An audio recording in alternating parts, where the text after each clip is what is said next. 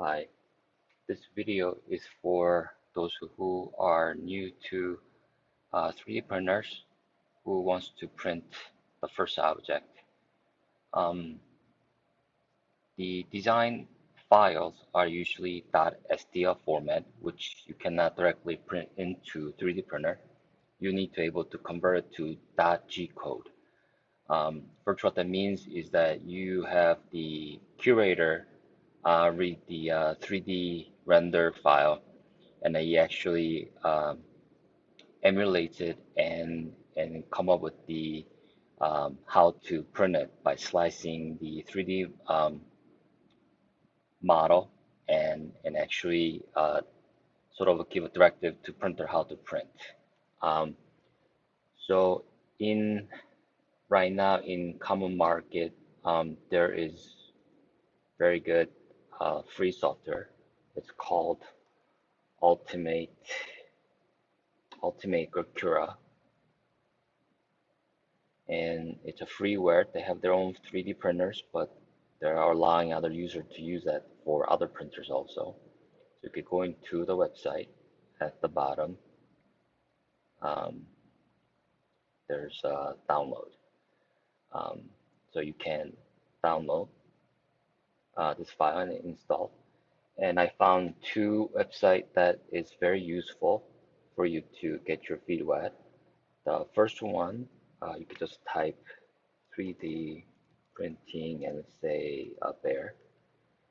And Yegi.com is the most common website. This website contains a lot of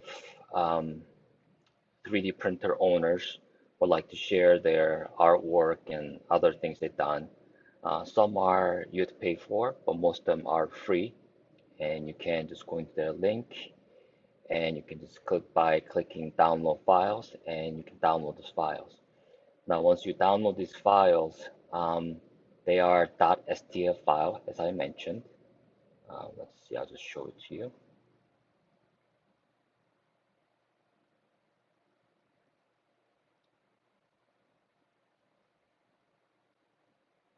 And if you go into a file, and you can see the 3D object files.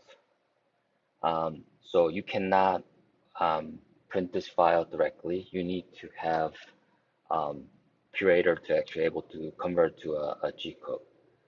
So right here it's open. Um, so once you have the Ultimate Cura open, basically you can go in there and open the file. So for instance, one of the 3D objects we can use, open, and here it is. Now there's certain things that you have to work with um, this software so that it's actually printable. As you can see right now, this is not an ideal position for to print because it doesn't really have a support. And it will be very difficult to print. So you gotta able to sort of move around and make adjustments so that it's able to print it. Um, so for this one, it's one of the difficult ones, but you kind of have to, if you push shift and the move mouse left button, you can actually move these things around. Or you can use the buttons on the bottom here. But you can see that first of all, you gotta find the best way to lay this object to the bed, maximize it so that it's more stable and it's easier for printer to print. So for this case, I see that um, back of this right here are the most stable.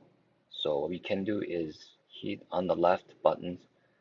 You click the object, and there are a couple options shown on the left.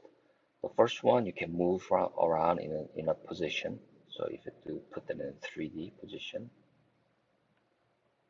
and use a scroll uh, to magnify, you can actually move by the axis.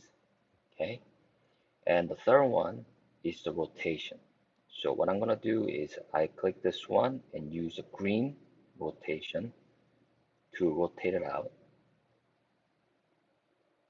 as flat as possible. Okay, and then there's a second option where to scale it, um, and on the rotation, sorry, back, there are a couple options where it says lay flat, and you push by pushing this. Um, sorry, should lay flat into the best it can be. Now, um, unfortunately, it's not doing the way I want, so I gotta go back to by Control Z to where it was normally, where I maximized it, okay? And then you gotta try to make it as much possible to flat it out.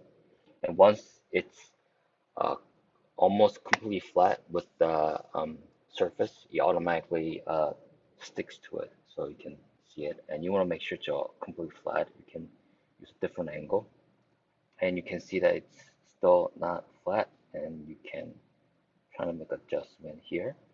And then at this point, I believe if you push flat to the bed, flat to the bed on this button, and here we go. Sorry, I pushed the wrong button before. Automatically, it actually flattens it. So now it's just very stable uh, printing position. Okay, you see that? Now we'll get into a little bit of options here. The first of all, the filament, we gotta know the what material we're using. Most of them are PLA or PETG or ABS. I found that PETG the most best because it's stronger than PLA, but it does not give that chemical smell as much as ABS, but they're not as strong as ABS.